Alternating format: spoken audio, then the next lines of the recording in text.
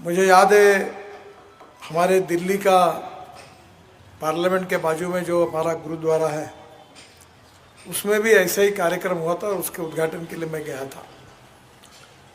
तो मैंने उनसे अनुरोध किया कि आप नागपुर में आइए और हमारे यहाँ भी कुछ लोगों की जान बचाने के लिए हमको सहयोग करिए। कैंसर ये बहुत ही दुर्भाग्यपूर्ण बीमारी है, ये किसको भी हो सकती है। हमारी प्रॉब्लम ये है कि हम सबको लगता है कि मुझे कुछ नहीं हुआ, मैं बहुत अच्छा हूँ, और इसके कारण हम डॉक्टर के पास जाते नहीं, मेडिकल चेकअप नहीं करते हैं। अगर हम डॉक्टर के पास जाते हैं और मेडिकल चेकअप करते हैं और प्रीलिमिनरी लेवल पर अगर हमको पता चलता है कि बीमारी है तो हम उसको सुधार सकते हैं। पर अगर उस समय अगर हमने प्रीलिमिनरी लेवल पर अगर उसको आइडेंटिफाई नहीं किया तो बहुत बड़ा नुकसान होता है। मेरी बड़ी बहन की लड़की मेरे यहाँ पढ़ी लिखी बड़ी हुई, एलईडी कॉलेज में थी, एमए इन इंग्लिश लिटरेचर किया उसने, पीएचडी मिली। मेरे लिए वो मेरी लड़की जैसी थी। और अभी 8 महीने पहले पूना में, वो पूना यूनिवर्सिटी में हेड ऑफ द डिपार्टमेंट थी इंग्लिश की, और 6 महीने में उसको कैंसर डिटेक्ट हुआ। सब कोशिशें हमने की, अब चली गई। मैं आप सब लोगों से अनुरोध करता हूं कि आपके परिवार में से आपके दोस्त मित्र जो भी कोई हो, आज आप जरूर आज का दिन इस काम के लिए दीजिए। सबको फ़ोन करिए और यहाँ आकर चेकअप करिए। अगर ये चेकअप हो जाएगा तो अनेक लोगों की जान बचाने में हम यशस्वी होंगे। विशेष रूप से हमारी जो बहनें हैं उनको छाती में गांठ आती है, वो बताती नहीं। कुछ दिन पहले हमने नागपुर में बड़े प्रमाण पर महिलाओं का चेकअप किया, करीब 2 लाख महिलाओं का किया। वार्ड में जाके वो मशीन लाया था अमेरिका से। तो पागल खाना जो है छिंदवाड़ा रोड में, उसके अंदर जो महिलाएं थी उनको किया, वहाँ से 7 महिला कैंसर वाली निकली और करीब 3,500 महिलाओं को कैंसर डिटेक्ट हुआ और हमने उनकी ट्रीटमेंट की और उन लोगों की जान बच गई। और इसलिए हमारे डॉक्टर ढालीवाल जी इतने दूर से आए हैं, और वो इसलिए आए कि हमारे देश में, वो पंजाब में तो इतना बड़े प्रमाण पर ये समस्या है कि मुझे लगता है कि इसका कारण जो है, मैं अभी बीच में वाघा बॉर्डर पे गया था तो पंजाब के मुख्यमंत्री भी मेरे साथ थे और तीनों एमपी भी थे। एक ही गाड़ी में हम बैठे थे। तो मैंने उनको कहा कि ये जो कैंसर का प्रचार प्रसार हो रहा है, इसका कारण हम केमिकल फर्टिलाइज़र पेस्टिसाइड्स बड़े प्रमाण पे खा रहे हैं। पंजाब में गेहूं और चावल की फसल पर एकड़ बहुत ज़्यादा होती है, बहुत फर्टिलाइज़र डालते हैं।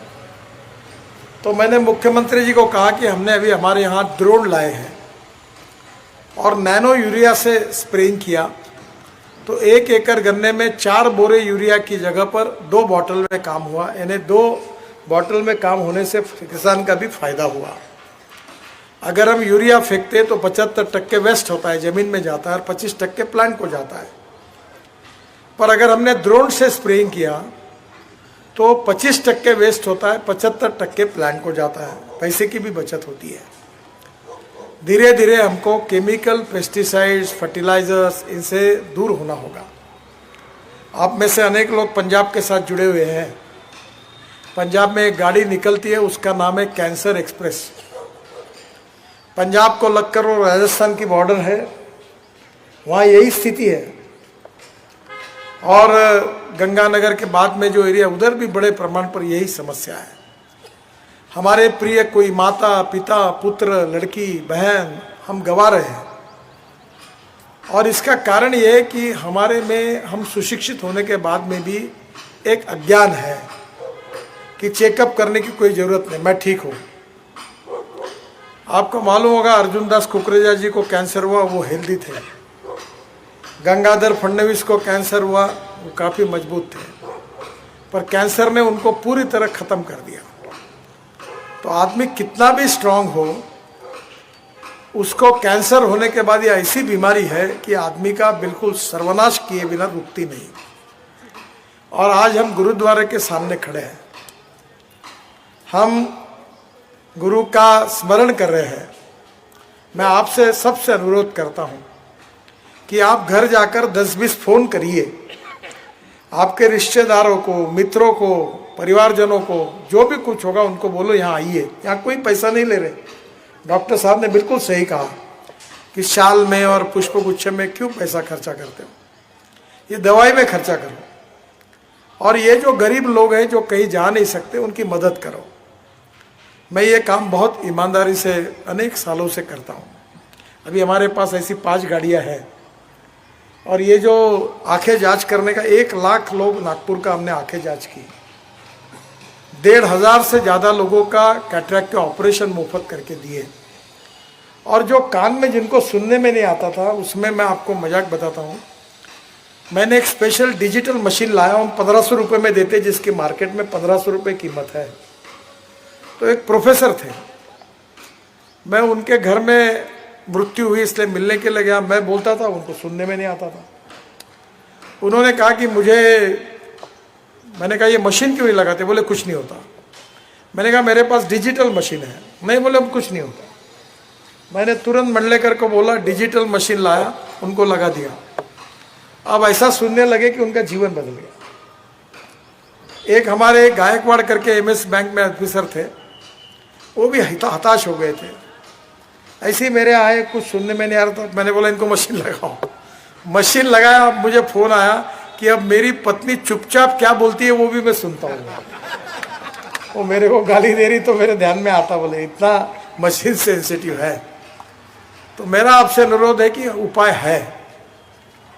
हमारे यहाँ 40,000 से ज़्यादा हार्ट की सर्जरी मैंने मुफ्त में कराई। और कोविड के समय आप सबके सहयोग से करीब 100 करोड़ रुपए की चैरिटी हुई।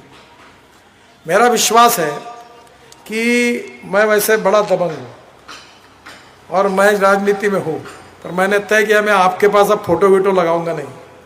ये हारगिरी डालना बिल्कुल बंद करो।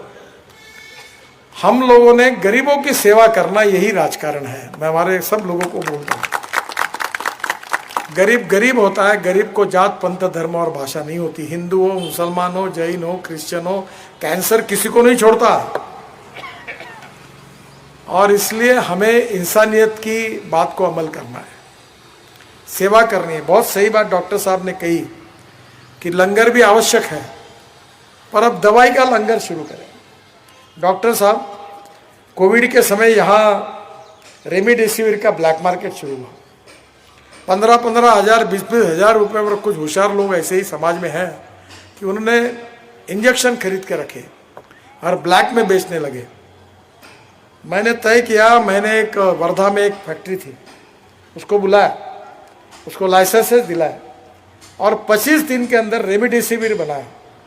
और जो लोगों ने खरीदी किया था वो रेमडेसिविर मार्केट में इतना उपलब्ध कराया। यहाँ तो कराया, वाराणसी भेजा, मुंबई भेजा, पुणे भेजा और पूरा रेमडेसिविर का ब्लैक मार्केट खत्म कर दिया। फिर फंगस के इंजेक्शन का यही प्रॉब्लम था, उसमें भी ब्लैक मार्केट चालू था। हमने फंगस के इंजेक्शन बनाए। और जब ऑक्सीजन के कारण लोग मर रहे थे, मैं 2 महीने नागपुर में था और मुझे विश्वास है जब भगवान का आशीर्वाद होता है तो सब समस्याओं का समाधान निकलता है। मैं त्रस्त था, मुझे समझ में नहीं आया। डॉक्टर मुझे फ़ोन कर रहे थे कि 2 घंटे में ऑक्सीजन नहीं देंगे तो लोग मरेंगे।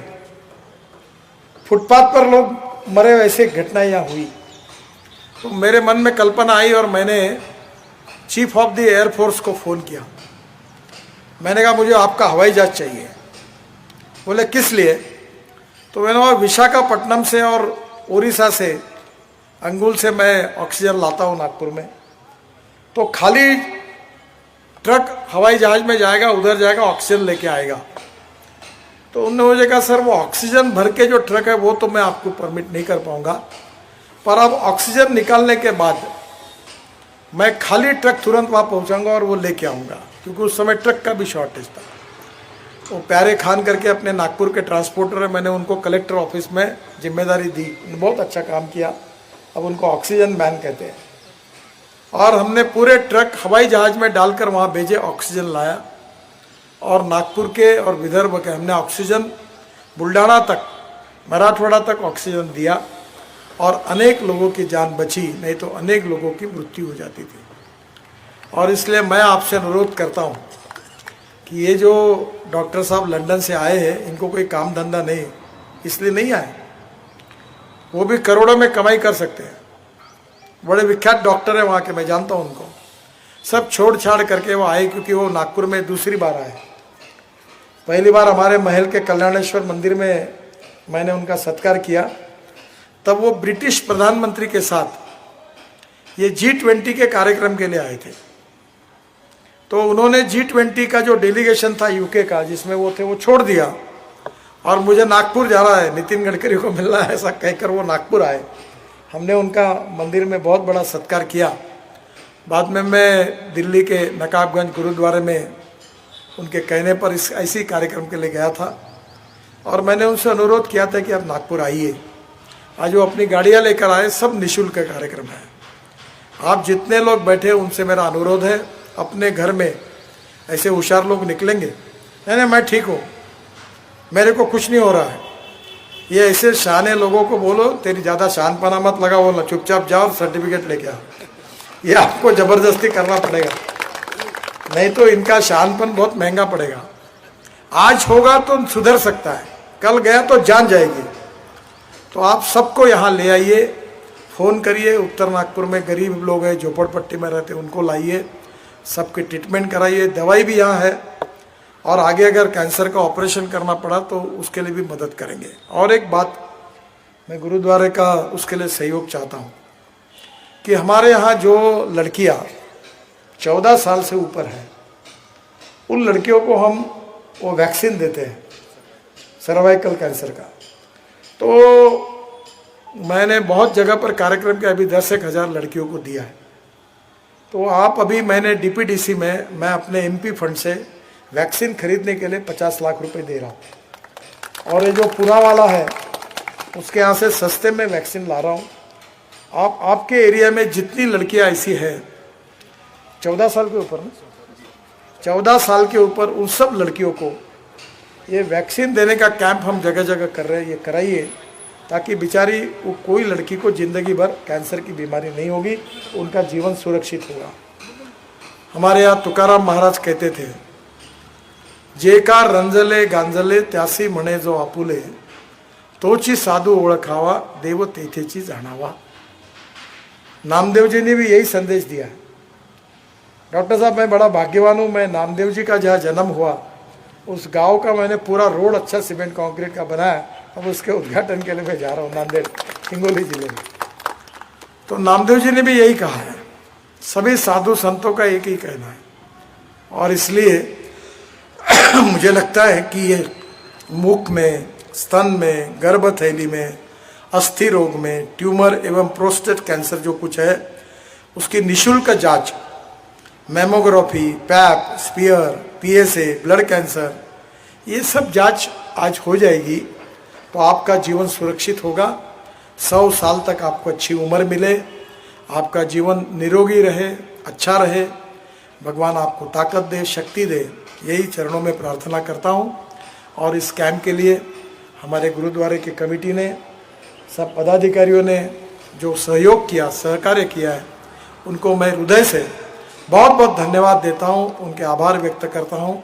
और आप सबको आखिर में फिर से रिक्वेस्ट करता हूँ कि मोबाइल फ़ोन है, सब रिश्तेदार, दोस्त, मित्र जितने होंगे उनको ले आओ, उसका जांच कराओ और उसमें से कोई ऐसा न निकले, पर निकल गया और प्राथमिक स्तर पर होगा तो उसकी जान बचाना संभव होगा।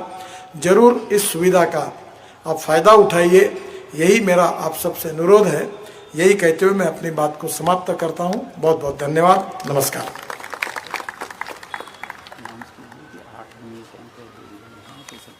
ये कैंप 8 दिन है और इसलिए आप रोज उत्तर नागपुर में सबको फ़ोन करके बुलाइए, लाइए, दिन भर इसका उपयोग होना चाहिए। कल भी यही है और अगर ज़रूरत पड़ेगी तो हम डॉक्टर साहब को कहेंगे। अभी मैं हमारे यहाँ मेरे एक डॉक्टर पाराशर करके आते हैं जोधपुर के, वो सब जितने के पास कमर का, पैर का ये है, जो स्ट्रेचर पे लाते हैं उनको 2 सेशन में सुधारते हैं। वो डॉक्टर उगे मुगे का हिंगना में आश्रम में वहाँ है, रोज़ 100 पेशेंट आते हैं और उनके यहाँ जोधपुर में स्पेशल ट्रेन जाती है, इतने लोग जा रहे देश से। अभी उनका मृत्यु हो गया, उनका पुतले का अनावरण करने के लिए मैं जोधपुर गया था। तो कहीं ना कहीं किसी बात का, हमारी बीमारी का उपाय कहाँ है ये बता नहीं सकते। मैं भी रोज़ 2 घंटे दिया, किसी का भी फ़ोन आए, कोई भी राजनीति गए गड्ढे में, पहले अपनी हेल्थ देखो। मैं सुबह 2 घंटे प्राणायाम करता हूँ, व्यायाम करता हूँ। अपनी सेहत अच्छी रखो, और सेहत अगर अच्छी नहीं रहेगी, ना गाड़ी काम की है, ना बंगला काम का है, ना बेटे काम के है, ना कोई काम का है।